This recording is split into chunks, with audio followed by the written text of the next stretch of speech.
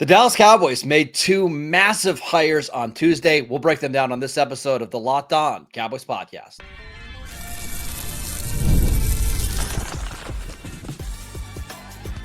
You are Locked On Cowboys, your daily Dallas Cowboys podcast. Part of the Locked On Podcast Network, your team every day. Welcome back to the Locked On Cowboys podcast, part of the Locked On Podcast Network, your team every day. We'd like to thank you for making us your first listen of the day. This episode is brought to you by FanDuel. Super Bowl 59 is here, and there's no better way to make every play more exciting than with FanDuel Sportsbook. New customers can bet just $5, and if you win, you'll score $200 in bonus bets. Download the app or head to FanDuel.com to get started. Welcome back. I am your host, Marcus Mosher. You can follow me on Twitter at Marcus_Mosher. Joining me today, as always, is Landon McCool. You can follow him on Twitter at McCoolBCB. On today's show, we're discussing two big hires that the Cowboys have made on Tuesday. Let's start with Matt Eberflus, who was kind of announced on Friday night that he was going to be the defensive coordinator. And then it was like, oh, yeah, we have to follow these rules before we can announce that. Tom Pelissero is reporting that the Cowboys and Eberflus are expected to reach a deal by the end of today. It's going to happen. First of all, what do you think about the Eberflus hire? Now that you've had some time to think about it, research, are you feeling good about the hire? I think it's, the details are going to be important here, right? And I think it's an interesting hire to say the least. It's not a surprising hire in the sense that it very much follows kind of a template that the Cowboys are looking for. And they love these kind of former head coaches that have a ton of experience. Even in the head coaching search, we got word that they were looking originally to hire a defensive head coach. I think that they just prefer these kind of older, seen it all defensive coordinators that have been around the league, have been head coaches. And I think it also provides you like a backup plan in case things, you have to backstop, right? Like you don't have a bunch of completely unknown guys on the roster, right? Yeah, and again, for a guy like Shoddy, who we've talked about, he has a ton of experience. He's been around the league, but he's never been a head coach before. So having another guy that on the coaching staff that has had head coaching experience, it doesn't really matter if it's positive or negative. Just having that experience, I think, is someone that it's going to be important. As far as Eberflus, the actual coach himself, and who he is, I think I was surprised, but again, more just because of the way he left Dallas, less than his qualifications. I think that he comes back and look, it makes some sense, looking at the situation after having only a single year with Mike Zimmer. If you aren't going to bring back Mike Zimmer, it makes some sense to kind of fall back towards 4 rusher, 7 drop, system that is back to a cover 3, cover 1 type system that you are comfortable with, that you previously had under Quinn. Now, things are definitely not exactly the same. These aren't exactly the same defenses. This is more of a Rod Marinelli flavor of that branching of the Tampa 2 coaches, right? But I think as far as the principles of playing fast, of a simplified defense that you're focusing more on individual techniques as opposed to complicated, sim pressures and blitzes and that sort of thing. I think it makes sense if you're trying to hit the ground running and try to get back up and going quickly because, as we saw at the beginning of last year with Zim's defense, and frankly, again, my concern originally with something like what happened with Zim's defense was it could take a little while for guys to kind of internalize that stuff. I'm thinking that by making a move with Eberflus, it's closer to something that's familiar with a lot of guys on this defense, and that the hope is that at least for the starters, they can kind of hit the ground running because you're hitting the ground with something familiar. I do think it's going to help. I think they're going to have a lot of turnover on the defensive side of the ball in terms of talent this offseason. We already know DeMarvion Overshown is going to miss a lot of time. Trayvon Diggs is going to miss some time. You're going to lose some free agents. So having a simpler defensive scheme, I think, will help rookie second-year guys get up to speed. My concern is when you get to the postseason and you're playing some of these better quarterbacks, assuming the Cowboys make it to the postseason, is this the style of defense that matches up well to stopping the Jaden Daniels and the Jalen Hurts and the Matt Staffords? What do you think? That's a good question, because it does have I will say this, like there are elements of what he likes to do, Eberflus likes to do versus Quinn that have some roots closer to a Fangio type defense, Correct. right? Like this is a guy that does like to call a lot of cover two, a lot of shell coverage at times. He will mix it up. I think that the big difference between Fangio and Eberflus is that Fangio is a master at rocking and rolling his safeties, at disguising coverages pre-snap, and then kind of giving you alternate looks and really kind of keeping you guessing about when he's calling cover two.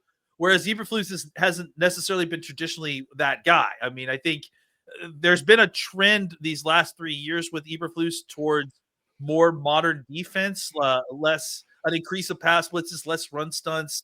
I think he's using more quarters coverage to deal with modern quarterbacks that like to run the ball a little bit more, so he can get more eyes on the quarterback.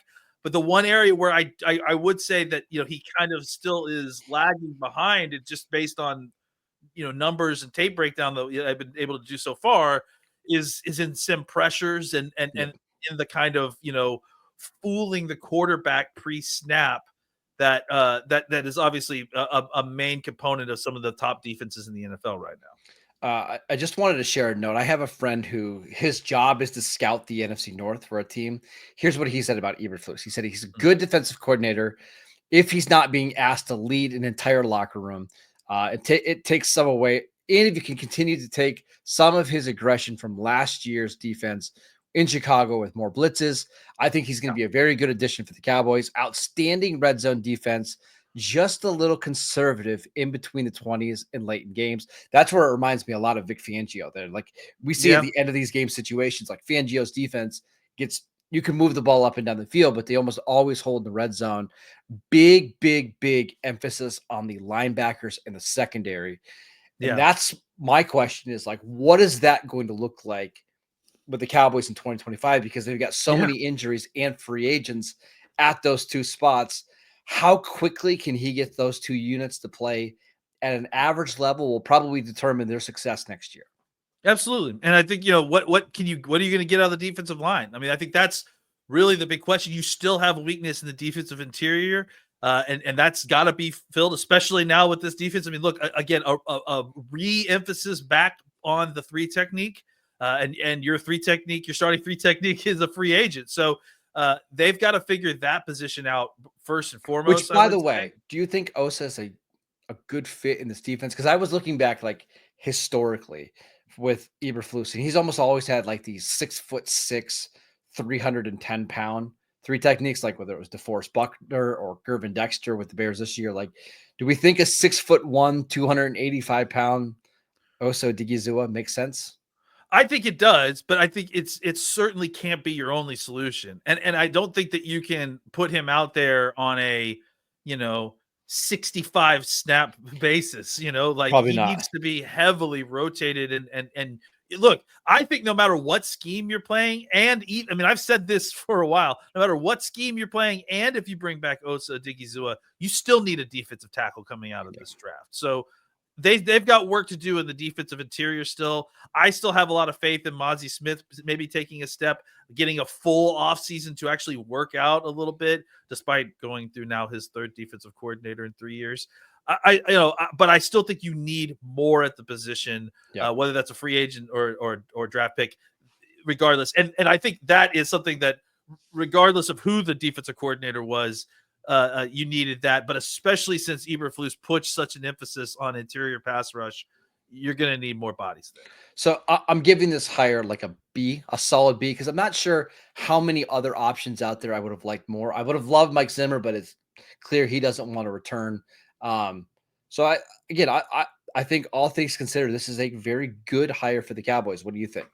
Yeah, I think it could go either way, honestly. I like the way that I think if I was getting Matt Eberflus from like 3 or 4 years ago when he left the Colts, now I would be like, but I think he's changed some things about him. I think your source had really great points. He's become more aggressive on third downs. He's opened up to blitzing on passing situations. There's been an increase all 3 years that he was there with the Bears. So I think he's a guy that's probably in the middle of his Quinn, kind of revolution that like Quinn after Atlanta, right? So I do like the way he's trending, and I think he's a solid pick for all the other reasons we mentioned before. We're going to continue to break down the Matt Eberflus hire over the next couple of weeks. We'll talk more about like what he wants in specific positions, because I do think there could be some changes to the archetype or the prototype players they're looking for at defensive end, at linebacker, at corner. So make sure you're tuning in for that. But Eberflus wasn't the only big-time hire that the Cowboys made on Tuesday. We'll talk about the other one next. This episode is brought to you by FanDuel. Super Bowl 59 is here. One game, two teams, endless possibilities, and there's no better way to make every play more exciting than with FanDuel Sportsbook. Whether it's predicting the first touchdown, calling the MVP, or even betting on the coin toss, FanDuel makes it easy to get in on the action. With live betting all game long, you can adjust your bets as the game unfolds and feel the thrill from kickoff to the final whistle.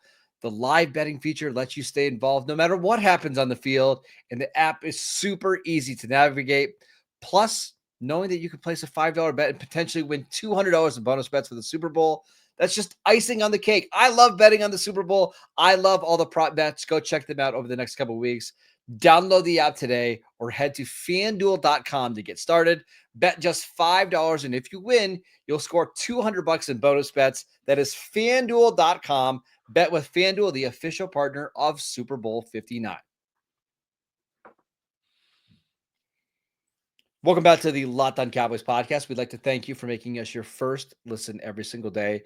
If you're searching for Senior Bowl content, I promise we'll get to it as the week is going on. Actually, practice is being held right now. So, again, Senior Bowl content is coming. Don't worry.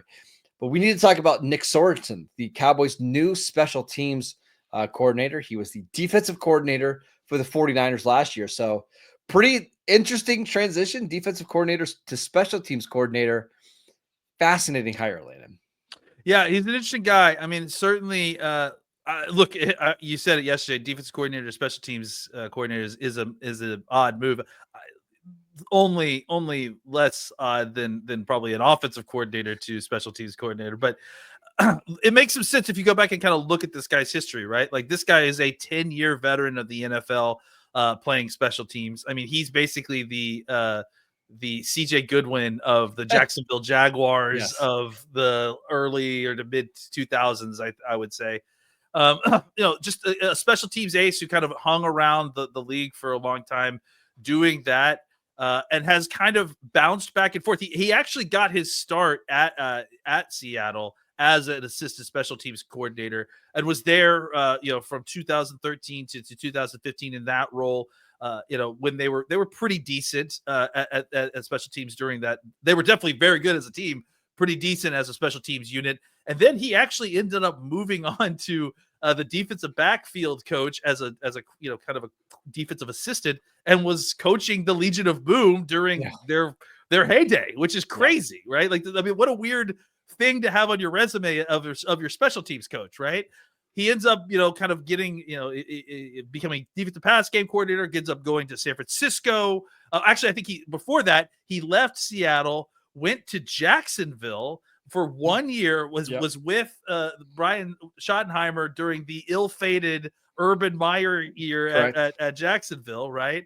That whole crew got fired in December. He goes to San Francisco, where he had some other friends that had worked in Seattle move over to San Francisco, gets hired there as a defensive backs coach, and is there when, at the right place in the right time when they fire their defensive coordinator, and have a couple of guys leave after Steve Wilkes finally gets hired and then fired. It's his turn to be named defensive coordinator. And so last year, he was the defensive coordinator for the San Francisco 49ers. They really did not live up to expectations.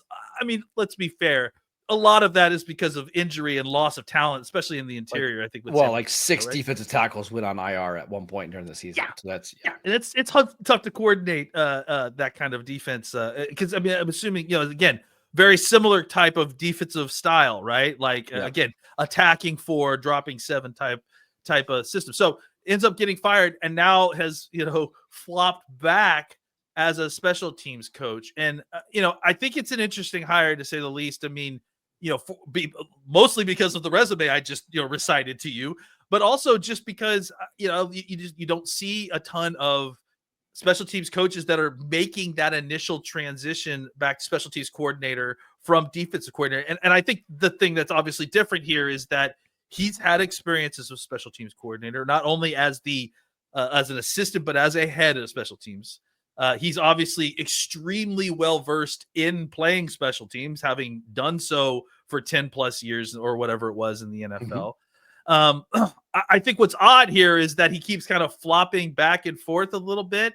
I'm assuming that is probably based on on where he could get a job, right? Like on where the jobs are available. But I will say this, that I do think that his experience combined with the kind of temperament that I've seen described and I've seen in interviews, he's going to be an interesting replacement. I don't think he's the kind of special teams mastermind that Bones Fassel is, a guy that's like, a historian of the position and that sort of thing. But if you think about what else the special teams coach does, special teams coaches are very much, at least in last year with McCarthy, and I wouldn't be surprised if it was the same here. Bones was in charge of kind of facilitating the practice when they were doing offense versus defense, right?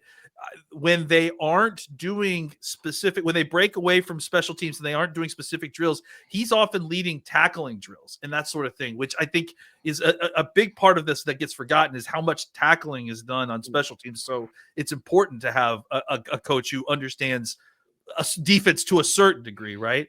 But I think, and I think the other fact about too is that you already have in place a strong kick returner and a strong kicker. So you're not asking your special teams coach to go out and go find those guys. You've got those guys in house.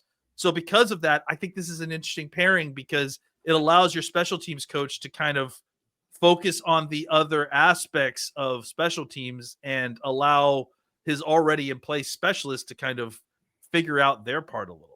So you did a really good job of kind of mapping out his career in the NFL, but you forgot the most important part of the story with Nick Sorensen. He was a quarterback at Virginia. I can't believe I forgot to say it. I know. Quarterback at Virginia Tech, played well, I think, as a 19-year-old, and then he got replaced by He got hurt. It was a full Wally Pip. It was a full Wally Pip. By Michael Vick, which, I mean, I get it. So Sorensen actually moved from quarterback to defense. But one of the things that we always say when you're a special teams coach is you have to work with a lot of different players from different sides of the ball. And I think having a special teams coordinator that was a former quarterback that played defense in the NFL, was played on special teams, coached defensive backs, was a defensive coordinator, was a former special teams coordinator. I think he's going to know how to get the right type of guys in here. You're right, though. I mean, if you go look at like DVOA from his 2021 Jags team, it was bad. Mm-hmm. A lot of that is just based on the kicker. If you remember, Urban Meyer actually like kicked his kicker in practice, and there's a big lawsuit. That was one of the big things that was going on, is they couldn't find a kicker, right? So once you get a kicker on your team and you have a good returner, now it's about, okay, making sure we have the right punt return coverage and making sure that we can set up field goal blocks and all that kind of stuff. We'll see. This will only be his second full year as a special teams coach, but I do like the Cowboys going younger and getting somebody who has worn several different hats with several different good organizations outside of Jacksonville.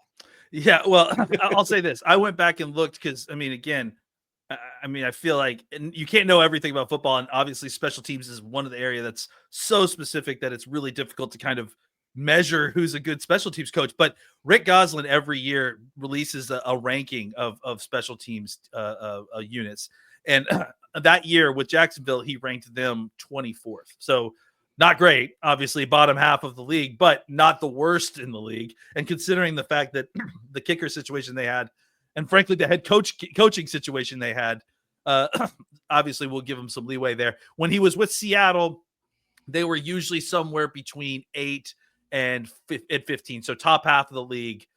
So, there is some good positive experience there, some negative experience there. I think it's going to be very interesting to see what he can do, like I said, with a very well-established kicker, very well-established kick returner. what is he going to be able to do with the rest of those units?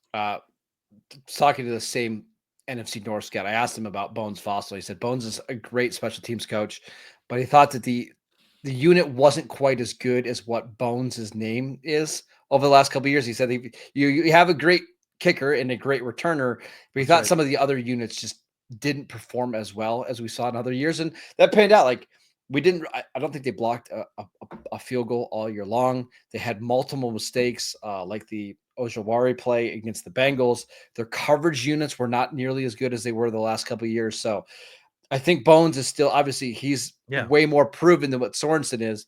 Maybe it's not the worst thing in the world to get some new blood in the organization. Yeah, and just I think part of it is also just refilling the coffers and personnel. The Cowboys lost a ton of their best special teams players in 23, including Dorrance Armstrong, right? So, I think now with the new special teams coach, probably shuffling out some of those long-term special teams veterans. I would assume CJ Goodwin is one of those, and just kind of getting some new blood into the situations may help out a lot. All right, let's talk about another coach that hasn't been officially named a new coach, or we don't even know what he's going to potentially be coaching this year. Let's talk about Lunda Wells next. This episode is brought to you by LinkedIn.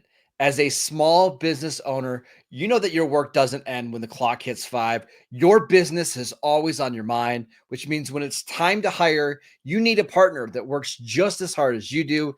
And that's where LinkedIn Jobs comes in. When you clock out, LinkedIn clocks in. LinkedIn makes it easy to post your job for free, share it with your network, and get qualified candidates all in one place. LinkedIn's new feature can help you write job descriptions and then quickly get your job in front of the right people with deep candidate insights. And here's a pro tip. Add the hashtag hiring frame to your profile picture to double your reach to qualified candidates. It's no wonder 72% of small businesses say that LinkedIn has helped them find high quality hires. Post your job for free at linkedin.com/LockedOnNFL. That is linkedin.com/LockedOnNFL to post your job for free. Terms and conditions apply. Welcome back to the Locked On Cowboys podcast. We'd like to thank you for making us your first listen of the day. For your second listen, check out the new Locked On NFL show. 2 shows every single day. 1 in the morning with Tyler Rowland, 1 in the afternoon with Tony Wiggins, available wherever you get your podcasts. All right, Lena, let's talk about Lunda Wells, who has been the Cowboys tight end coach over the last couple of years. There was some speculation from me on Friday that the Cowboys plan on making him the offensive line coach. I still believe that's true. However, we got a tweet from Calvin Watkins that said the Cowboys are trying to retain Lunda Wells, but there's been several other teams that are trying to pursue him. What do you think happens here? Yeah, that's an interesting question. I mean, first of all, I really, really, really hope that they are able to retain him. I mean, you and I have spoken about how we think that that he's done a fantastic job. We talked to a lot of other folks who also agree that he's done a really great job there, and that he's a young and rising coach. And I think there was talk about potentially making him the offensive line coach last year, or whenever Solari came in. I think it was the year before that. So maybe the year before. Yeah. So I think this is not, that part is not surprising at all. In fact, this is something that I think many of us after the season were kind of hoping for. I have a lot of questions based on this report. Like, what are the other jobs that are being offered? I'm interested to know what Lunda wants to coach, right? Does he want to move to offensive line? Is he trying to get back into the offensive line coaching? But either way, the Cowboys have got to try to find a way to retain him. Like, he is one of the better assistant. No, he is probably the best assistant coach that they had, positional coach that they had on the team last year. So I understand the tight ends, didn't have a season that we were expecting, but I just think if you look at the overall track record of development, he's done a fantastic job of the portion that's been portioned to him. So I think that, and again, I also think that if we remember, our expectations of Jake Ferguson were completely elevated by the fact of where Lunda Wells had elevated him to. Like, Jake Ferguson was already kind of outside of his 4th round pick as far as production, as far as I'm concerned. And now we're expecting him to take the next step. So I think Lunda Wells has done a fantastic job. I would love to get him in the offensive line just because I think he is a quality coach, and the Cowboys need to get some stability at that spot and someone who can develop players because they have so many young, talented offensive linemen right now that frankly just need to kind of be consistently coached and be given consistent instruction on what they need to do. So, yeah, the Cowboys really, really need to do whatever they can to try to make sure that he stays on. And again, if they can get him as the offensive line coach, I really think that could be a huge boost to the run game, to the protection game, and a lot of different aspects of the Cowboys offense. I got a feeling Dallas isn't going to let him leave. They're going to make sure that he gets paid well. Now, the only thing might be is it going to be as a tight end coach? Is it going to be as an offensive line coach? And maybe, honestly, Landon, it depends on who they hire for an offensive coordinator. We know that they're looking at the Cardinals offensive line coach, Yes. Clayton Adams, to potentially be their offensive coordinator. Maybe him and Lunda have different ideas on how to coach the offensive line and how to build the offensive line. So I think there's still a lot of moving parts here, but I would assume Dallas is going to make sure that he, maybe your best coach in terms of like position, doesn't leave. Yeah. I mean, again, there's no salary cap on any of this, and Jerry can be cheap in certain aspects, but he doesn't like losing bidding wars that he can win. No, especially we know that the Commanders tried to hire Lunda Wells last year. I wouldn't be surprised if that ownership, who has endless amounts of money, is trying to convince him to make the switch over to Washington. I don't think Jerry can afford to lose him.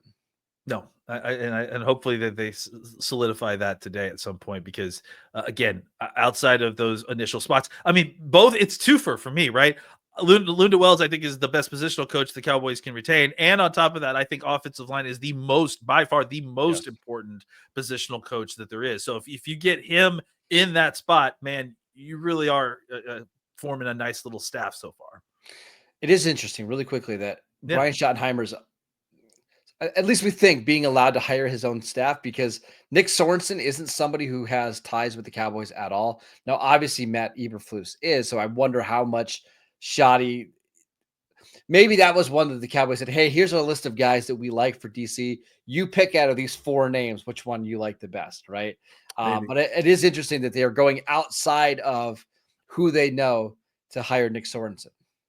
Yeah, well, just to kind of throw something in here about about that, I think it's interesting that we haven't heard anything about Mike Solari, because because obviously he is the offensive line coach currently, and I've always assumed that Mike Solari was a Brian Schottenheimer like assisted hire, right? I mean, Solari came from Seattle. He was the offensive line coach for Schottenheimer when Schotty was the play caller in Seattle. So I always kind of just assumed that was like Schotty bringing his guy in, but maybe that's not the case. Maybe it was more just, hey, I know this guy. He did an okay job, but he wasn't exactly the guy I would choose if I was in the head coaching spot. So just an interesting note there. And the last thing I want to mention, Mike McCarthy seems like he's one of the finalists for this Saints job.